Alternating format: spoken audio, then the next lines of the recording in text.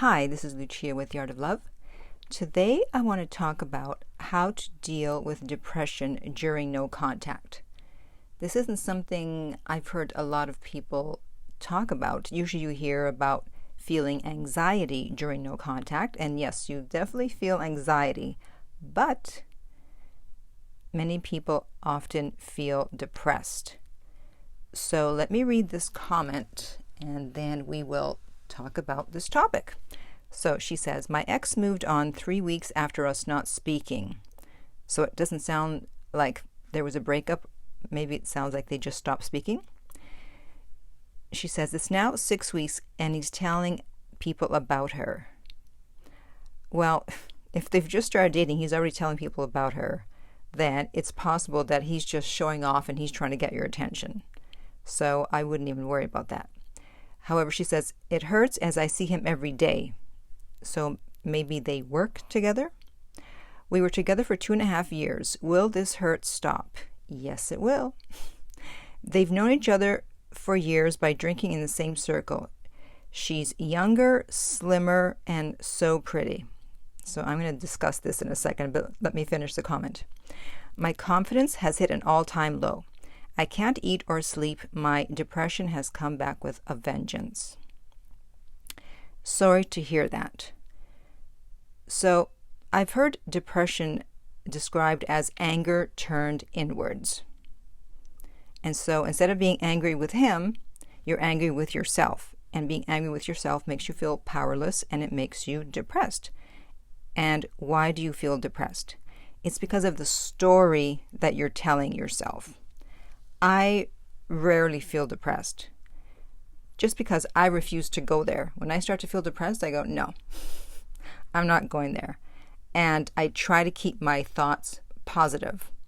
And so I'm thinking that you are not keeping your thoughts positive, and thus you're depressed. And the clues are in the message here that you left on YouTube. So you say that she's younger. You're assuming that younger is better, but not always. And it's not necessarily true that he's with her because she's younger. He's with her because he feels a connection, a bond, and she just happens to be younger. And besides, you can't change your age. No matter what your age is, you can't change it. But it's not about age. I remember one time this guy was interested in me, but I wasn't interested in him, so he came back with, oh, it's okay, I've got 5 others just like you, and they're all younger. And my response to that was, well, that just means they don't know what they're doing. It's true. There is a huge advantage to being older, but of course society doesn't want to admit that, because as a woman, when you're older, you're more financially stable, there's less drama, you're more confident, there's so many benefits. And so if someone prefers someone younger, go ahead, I say, especially if they're a lot younger or they're in their 20s. I know there's going to be drama and it's probably not going to last, so I wouldn't even worry about it. Then you mentioned that she was slimmer. So the fact that you even mentioned that tells me that you are probably somewhat overweight, or maybe very overweight. I don't know, because I'm slim, and so I would never say, oh, he left me for someone who was slimmer. It's like I wouldn't even notice that she was slimmer, or even if I did, I wouldn't think that was the reason that he left, because she was slimmer, because it's not true. People prefer all types of body types. In fact, for some people, I know I would be too slim.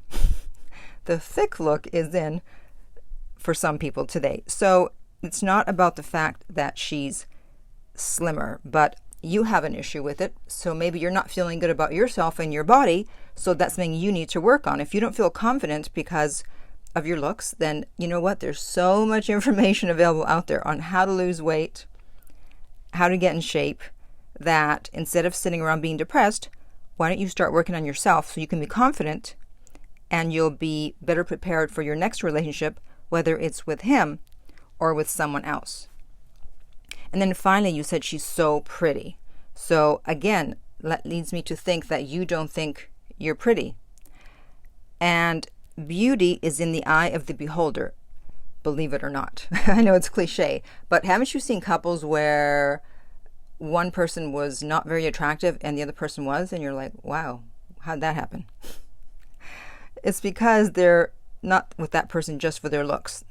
They're with them because of the connection, the compatibility, their soul, all kinds of things. So it's not just about looks. And plus, looks change. Someone who's pretty today, 5 years from now, 10 years from now, may not be so pretty.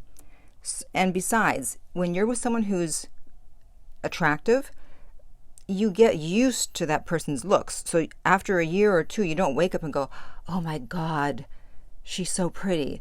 I mean, yes, you know they're pretty and you can appreciate it, but it's not like before. It's not like someone new looking at that person and going, wow, that person's so pretty. You get used to those looks. Do you remember years ago when Halle Berry was married to Eric Benet and he cheated on her? And people are like, oh my God, how could he cheat on her? She's so pretty, or she's so beautiful. Yes, because he was used to that. He was used to having Halle Berry, to having this beautiful woman. So it was just the norm. It wasn't anything special. So it's not just about looks. That just gets you in the door. But after that, there's got to be something more. I mean, if anything, let's turn this around. I mean, I would be happy that she was pretty and young and slim, because if he downgraded, if he went with someone unattractive and overweight, etc., I'd be like, what? How dare you downgrade? If you're going to leave, you better at least date someone as attractive or me or better. So I think it's actually, I like to look at the bright side. So I think it should actually be better that he didn't downgrade. I don't know, maybe that's just me. And besides, by talking to yourself like this, you're actually abusing yourself. You're being mentally and emotionally abusive to yourself, and that's why you're depressed. It's the story that you're telling yourself. Because if you're telling yourself, oh, I'm old, I'm fat, I'm ugly, can you imagine being friends with someone who told you that every day? Every day you'd hear, you know what? You're old, fat, and ugly. You're old, fat, and ugly. You're old, fat, and ugly. How long would you be friends with that person? Not very long, I don't think. Unfortunately, you can't unfriend yourself. You can't run away from yourself. But what you can do is monitor your thoughts and turn them around. And so when you say something abusive, you turn that around and say, well, I may be fat now, but I'm going to do something about it. But I'm doing something about it.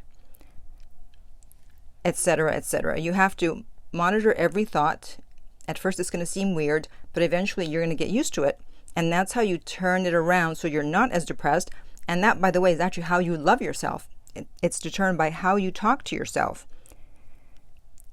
And that way, when you love yourself, because you're talking to yourself in a loving manner, you're not going to let one person's actions determine how you feel. This is one person out of billions.